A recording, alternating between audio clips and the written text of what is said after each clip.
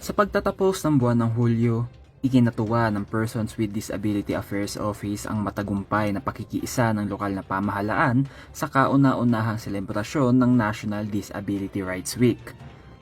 Ang National Disability Rights Week o NDRW ay hango sa mga naunang proklamasyon na may kinalaman sa Persons with Disability Empowerment, tulad ng Proclamation No. 1870 na ipinatupad noong 1979, kung saan idineklara na tuwing ikatlong linggo ng Hulyo ay ipinagdiriwang ang National Disability Prevention and Rehabilitation Week na may layong itaas ang kamalayan ng publiko patungkol sa mga pagsubok na kinahaharap ng mga taong may kapansanan at upang himukin na rin ng publiko na makiisa sa mga hakbang upang lalong mas mapaunlad ang kapakanan ng PWDs.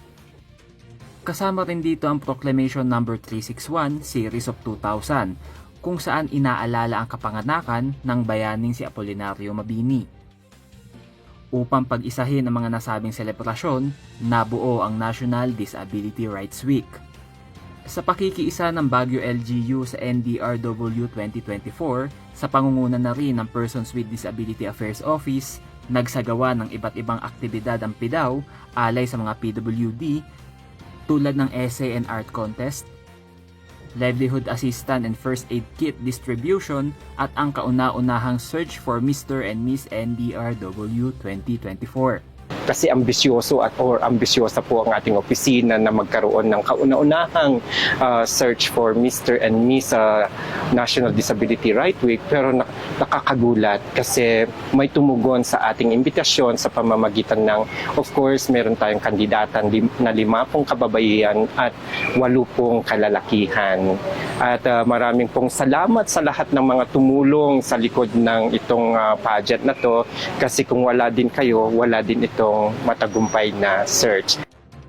Dagdag pa ng PIDAW, mas gagawin pa nilang kapanapanabik ang selebrasyon ng National Disability Rights Week sa mga susunod na taon.